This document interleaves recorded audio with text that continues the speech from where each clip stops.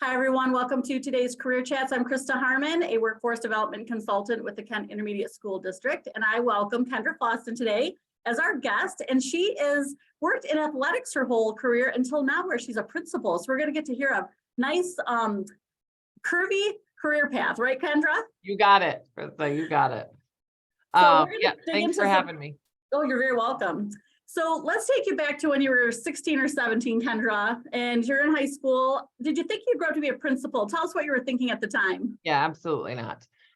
Both of my parents were educators and coaches, and you know, I had high expectations from my parents about the way that I behaved and academic performance.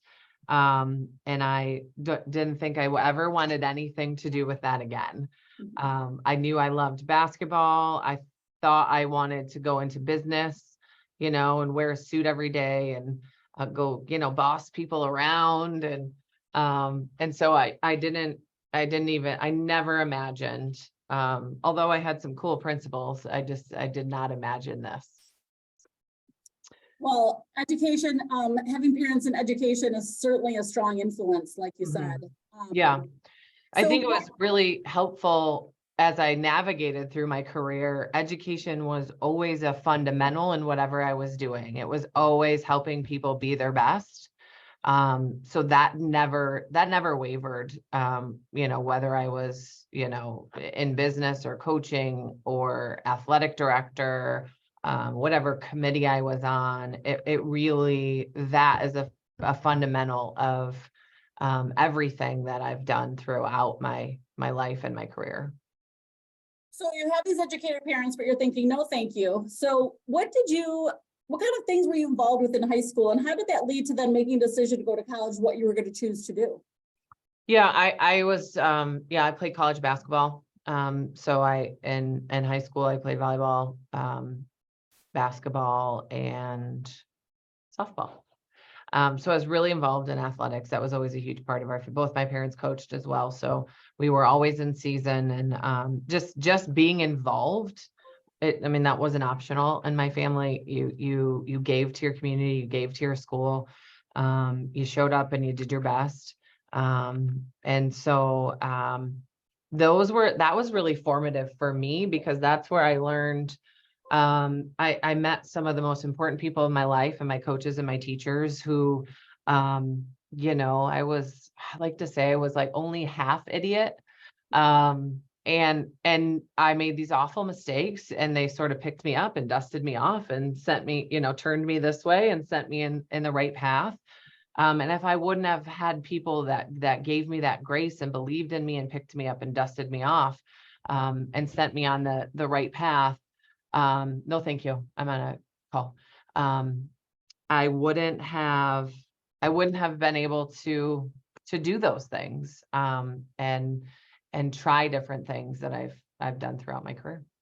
Yeah, well, that's great to hear. So you're playing college ball. Tell us about that experience for those folks out here. You know, people don't know how that really is. 40 hours a week kind of thing on top of your academics. What's it like? Yeah, it's intense. You know, it is about being your best. You know, and most athletes that make it to that level haven't reached their potential. They haven't pushed themselves to that level mentally and physically to meet expectations that are different. So in every sort of you know, step or stepping stone, or rung of the ladder or change of direction, what got you to where you are is not going to get you where you want to go. And so continuing to add tools to your toolbox, to push yourself beyond to take risks, right? To show up and try your best and fail, and then figure out how to get back up and try it again. That grit is that is definitely where I learned, that was being a college athlete. Handling conflict, talk about, I mean, a team of 15 highly competitive women, you know, you're competing for everything, but yet you're working together. So that was it, and I just felt like I had found my people.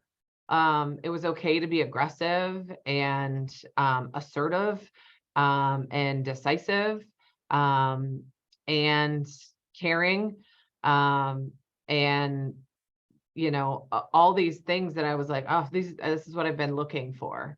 And it gave me a safe place to really make a lot of mistakes, figure out really who I am for the first time. What do I believe in? My parents and my coaches, the influential adults in my life, were very clear on what those expectations were for me. But that was the first time that I was like, I got to decide. If I was tired, I decided whether I pushed through that or if I, got out of bed. I decided how I wanted to treat other people, what my fundamental beliefs were, and working through that was very uncomfortable and formative, really, really formative. And I made a lot of mistakes.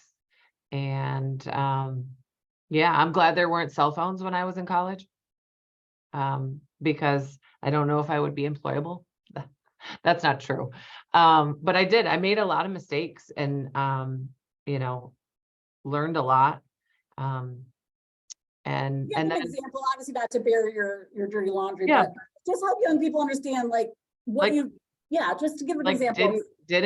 I had psychology my freshman year at 8 a.m. It was really 4 days a week. And when you're a college student and you're taking 15 credits, that means you're in class 15 hours a week. So it didn't seem so important to get up at 8 a.m. when I had all these other opportunities and all these other things that I could do, because I could do whatever I wanted other than you had to show up for practice because they were paying for school. So I maybe the first semester, maybe I went a couple days a week, and then I was like, oh, I don't know what's going on in class. Because most of the work is done outside of class. I'm like, okay, 4 hours a week, I can do this. So I had to figure that out. Right. And I got my first ever C, and that did not go over well. And then I was like, well, I guess is that okay for me? And I decided it wasn't, and went from there. Yeah, on the basketball court was the same thing. I had never really pushed myself physically. I didn't see myself as a great athlete. I was a basketball player. And I remember running and, I didn't finish last, but my coach was like, we're going to do it again because you didn't run your heart. You didn't do your best. And I was like, lady, I didn't even come in last. I mean, I make all the threes. I do all, and so we ran again and I didn't run my hardest. And I finished a little bit better, towards the front of the pack. And she's like, nope, made me do it again. And I'm looking at her like, she's like, I don't want you to worry about where you finish. I want your best. I want you to run as hard as you can. And so once I started to do that, even though it hurt a lot, the better I got at it, the more I could do it. And, then I was at the front of the pack, and I didn't even know I was capable of that. And I looked at my coach like she was a crazy person. Like she was asking me to do things that I wasn't capable of. I didn't even know. So those are some examples. Which is a true good educator, right? Helping people see beyond what they think they're capable of. Yes, no doubt. Right. And so what did you decide then for a major in college, juggling this basketball career? Yeah, I majored in business administration. I thought I wanted to go into marketing management, maybe sales. I wasn't really sure. And then as I went along, women's basketball was just sort of blowing up at that time in the early 2000s. And there were opportunities that I could coach and get my graduate degree as well. And so I started to look into that. And that's ultimately what I did is I worked at Gannon University right after college, which is in Erie, Pennsylvania. So I moved, 8 hours from home. I lived in a crappy little apartment. I made, I think, $10,000 a year. and I ate rice and beans. And I couldn't, barely afford to put gas in my car. But I worked for an unbelievable coach, and started my graduate work, and just learned so much. You don't know what you don't know. And I thought I knew a lot. I really learned a lot. Her name was Jody Cass. She later coached at Kent State, and she was just a really, really good coach, a great person to work for. My first job, a very patient lady. And from there, I got a full-time job at Hillsdale College, which is in Hillsdale, Michigan, and in the southern part of the state, southeast part of the state. And I worked there for 2 years from another, storied coach. I've just been really fortunate to work with have some great bosses and mentors. And then from there, I went to Canisius College, which is in Buffalo, New York, and worked there for a couple of years as a recruiting coordinator. And that was the first time that I really traveled the country. Cell phones that was the first recruit that I ever texted. So cell phones were just getting popular, and you had to do that T9 where you had to push the button 3 times to get to the third letter. And traveled the country. We went to Europe on a foreign tour. It was like my whole world opened up. I had no idea. I thought my world was the 5 miles around me. And then I just got to meet all these different people and see different cultures, and felt really small in a good way. There was just all these cool things that I hadn't experienced, and I was really excited for more. Feels like your world just really opened up. This coaching job. I didn't even know I wanted it to, and it just did. Yeah. And again, an amazing people that I worked with. I mean, that was in 2004 or 5. And I still am close with those people on that staff. We won a championship. We went to Europe together. We traveled around the country recruiting together and playing in the NCAA tournament. And we lost by 30 to Duke, but we were really excited about being there. We played in the Dean Dome at North Carolina. We took a charter flight. It was just our team and on this plane and our families. It was things that I just never even knew existed or thought that I would experience. Yeah, that's such a great, just kind of a area of wisdom just to share with young people. You just don't know where the world will open up, and just to take those opportunities, right? So, because how did you know in your heart, Kendra, that you should take that first job versus going to business, right? Because the pressure, use your degree, what do you remember wrestling with that to take that jump? Well, I knew that I was really passionate about basketball. Turns out I was passionate about people. But I loved it, and it just was so impactful for my life. The relationships that I forged and the things that I learned about myself, that I wanted to continue that. I knew I wanted to continue that, and I could always go get a business job. But this was a little bit of a further leap. I had really supportive parents. I mean, my parents, holy tamale, they were like, yeah, go for it. So I was coaching women's basketball, and my brother is an actor. And so he's in LA and I'm in Erie, Pennsylvania. And these people are just like, yeah, go do it. You'll figure it out, and I can't thank them enough. I mean, knowing now, my mom's like, we stayed up all night worrying if you had enough food. But they knew I would be okay. I had food. I didn't have a Gucci bag or nice Nike gear all the time, but I could eat. It was fine. I learned a lot. I learned to appreciate the nicer things and the finer things in life. Those are life-changing experiences when you're broke in the beginning. And I guess I just wanted also to state to young people, if you don't have a supportive family and you're ready to make it, mentors are where it's at. It's finding people. An adult. So what would you like to share just about that mentorship piece, Kendra? Yeah. Find your people. Find someone who makes you feel good about yourself and encourages you. We talk about it as like a board of directors, right? And these are people that have earned your trust over, and trust isn't this big grandiose gesture. This is these small moments. They've showed up for you in some sort of way that helps you or makes you better. So, my board of directors is a mix of folks who support me and cheer me on. It's mentors that are at a different level.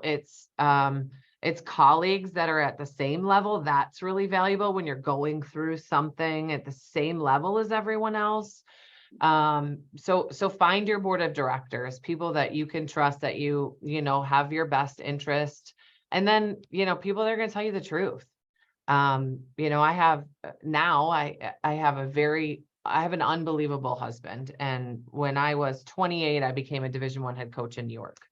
And, about a couple years in, I just remember him saying to me, "I'm sorry, you're speaking to me like I'm on your staff, and I'm not." And I was like, "Oh, well, like, what do you mean?" And he was like, "Yeah, we're like, this is a partnership here, lady." And he's like, "I want to do this with you. This is what we talked about." And he taught me how to communicate. He told me the truth, even though it was very uncomfortable for me to hear. And I quite honestly didn't like it at first. But he taught me how to communicate. He taught me how, to switch back and forth, to be my authentic self, how to define our team as a family and as our family grew. And so your board of directors, you want a diverse group of people, just not yes people, just not cheerleaders, but someone who's going to tell you the truth because you need to hear it for your best interest. Yeah, that's really great wisdom. And I hope everyone who's watching this or listening live here can think about their board of directors and who those people are. So you're using these business skills really in your management, I would think, as your head coach. Tell us some of those skills that you developed or you had naturally, and how those have kind of transferred to other opportunities in your life now that you're in education. Yeah, well, first of all, is you really have to know who you are. And I think about that from both when I went to college, but in my professional career as well. At first I wanted to be like Pat Summitt, and then I wanted to be like Gino Auriemma, and and then I wanted to be like, Kim Barnes-Zarico, who's at Michigan now. And I wanted to be like all these people. And so I took pieces of them. And then at one point when I went from Niagara, and then I became the head coach at Ferris State and here in Grand Rapids, or Big Rapids, I was like, this is really my opportunity. I was 32, 4, somewhere in there, to really be my authentic self. There's so much pressure in coaching, right? It's very visible. You are presenting and selling all the time to your team. In recruiting, it's competitive. In recruiting, it is competitive. Obviously, there's a scoreboard. I sort of missed the scoreboard. But how did I want to do that? And what did I wasn't getting out of it what I wanted to get out of coaching, because I was trying to be, Gino Auriemma or my mentors. And so what did that look like for me? And I really, again, I have a great friend. She's an educator as well. She's local superintendent. And she helped me work through. I was like, I'm struggling and this is why. And so we worked through it. And I am sarcastic. My language sometimes is not very clean all the time. I am intense, but I'm intense in all ways. I love intensely. I care intensely. I love intensity, like that passion, to find your passion, to be able to have that energy to give, whether it's to the game or to people or your team or your college and university. Now it's our staff and our students and our community. It fills my bucket. And that's where I learned that this is just who I am. Not everyone's going to like it. And sometimes that's hard, because I wish that everyone loved everything I did. And folks think, I think this is probably one of my most powerful things that I learned, or that I hope that our folks would take away, is that leadership looks glamorous, and it is not. Leadership is making really hard decisions. It is lonely, and it is about everyone else. And if you don't find your passion and know your authentic self, you won't last. You will get burnt out. It's easy to get burnt out when you are your authentic self and are passionate. It's not rewarding unless you're passionate about it, other people, and you're your authentic self, because it's not glamorous. It looks that way from the outside looking in, to be the boss or make all the decisions, but it is a huge responsibility. Yeah, I think you bring up a good, insight for people who are thinking leadership, that it's not glamorous and it's hard. You always have people that you're in conflict with. It's just part of the game. What else would you like to say as far as a myth around working in sports, that maybe that if young people are thinking about, that you would want them to know that it's not really like that? It's a lot of work. I mean, it's the time commitment to get to a position that you can actually make a living doing it is a It's not lot. 40 hours a week, like you say. It's I mean, how many 20 hours do you think? I mean, when you really added them up at those early seasons of your life when you're coaching. I mean, it's 24/7. When our players text us, we respond. When I had kids, I set some boundaries around bedtime and dinner time, where, our players knew, like, hey, this is important to me, and they valued that for me as well. And so from 5 to 6, unless it's an emergency, then you call me if it's an emergency. And around 8 o'clock, I'm going to put the kids down, and that's my time with them. But yeah, I mean, it's when I was at Division I, our travel was extensive. And so I would fly out every other weekend, Wednesday morning, and I wouldn't come home till Sunday. And you don't have a day off, and then you go. So coaching wise, like, pretty intense. Administratively at the college level, and at the high school level, I mean, it's the same thing. It's not a 9 to 5. You've got to be around 9 to 5 because like you're working with businesses, whether it be sponsorships or during the school day, and your students, you need to see them. But then, your events are at night. Someone was asked about vacation time. Is that something that there's some time of year that you do get to unwind and try to regroup? Oh, it's so important. So important. Yes. So at the high school level, that's in between seasons. So Thanksgiving, last week, in between seasons, and then the summer. We had an unbelievable athletic director here, a couple ADs before me, and her name was Jan Gillette. And she did not, like, July, you couldn't find her. Like, she was not thinking about work. Now, she worked her tail off and had everything set on both ends, but that was her time. And she knew that if she didn't take that time, she wasn't going to make it through the year and be able to be her best self. And if you don't take care of yourself, and I think there are, you have to figure out what that is for you, right? Like, for me, my husband and I, we play music. I'm a better human when I run, right? I don't really love to run, but it makes me it's a great outlet for me. Like, my players used to be like, "Ooh, coach, you didn't go for your run today." I'm like, "You're right. You can tell." Oh, that's funny. So we have a few minutes left, just about 5 minutes, Kendra, and I wanted to, I have to chuckle because I'm married to an educator, and our daughter was like, "No, I'm not going into education," and that was your natural, and now you're a principal, and it's kind of funny, right? Yeah. So, You were athletic director for all those years. You're a coach, athletic director. So how did this principalship come about? Yeah, well, let me tell you, it's all the same stuff. It's just in a different arena, pun intended, I guess. Yeah. It really is. It's all, I am a firm believer that I can learn anything. Like the nuts and bolts. There's so many acronyms in education.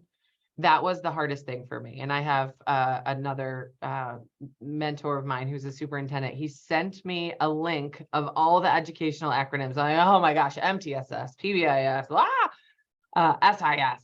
So, but I think, if you're open to it, you can learn anything. But the transferable skills are, do you show up and do your best? Do you care about people? People don't remember, like, no one remembers that you won championships or that, you scored this many points. They remember the way you make them feel. And so those are all transferable skills. I mean, I remember recruiting, like making phone calls when I was 21 or 22. It was terrifying. Like getting on the phone, talking to someone. And then by the time I was, 30, it was terrifying because I'm like, man, what am I going to talk to the 16-year-old about for, 15 minutes? But you get comfortable with it, but it's really scary to just try it, right? Because I can tell you so many awkward phone calls I've had. I'm like, oh man, well, that one didn't go well. I guess we're going to have to do something different. But you can learn all of that stuff. And it's uncomfortable, but it's all that it is all about. What are you passionate about? How do you apply your passion to people? And for me, it's about helping people be their best. And that's transferable. I fundamentally believe that is what education is about. Absolutely. And just for young people, this is just one of those examples of career chats where you are seeing, you don't have to have it all figured out as a 17 or 18-year-old, that your life will journey down. And as Kendra has demonstrated, these skill sets that as a natural leader and a high energy go-getter, that these things transfer into other industries like sports versus education. So I mean, people think I was crazy. They thought I was crazy. Like my grandma used to ask me, so like, do you have to teach too? When I was a Division I head coach, like making 6 figures, she's like, do you have to like teach a class or are you just coaching? I'm like, Graham, I got this, So yeah, it's people might think you're crazy, but you can do whatever you want. That's the scary and the amazing part of it, is you get to choose. And when you choose, you have to own it. And that's scary too, but the good news is you can always change your mind. Well, that was like golden wisdom right there. It's time for your final word of wisdom for these young people. And that was pretty golden. So we'll go with that you then. have to own it if you choose it. I love that. So yeah, finish us out. Is there anything else you'd like to finish this out with? Oh my heavens. Yeah, just being curious, right? Just show up and if you don't try things and fail, you don't figure out what you're good at and you don't figure out what you're passionate about. So you try a bunch of things and you fail at a bunch of things until you find that. But if you don't try, you never figure it out. So true. Let's write that on t-shirts. Just try it. Show up and try. Not even do it. Let's just try it. Yeah. I think Nike did that. Just do it. Yeah. So now we're just try it. One back. Yeah. Thank you for making time in your busy life to be with us today, Kendra. Yeah. Really well, thank you. it. Yeah. Thanks for having me. Thanks, guys.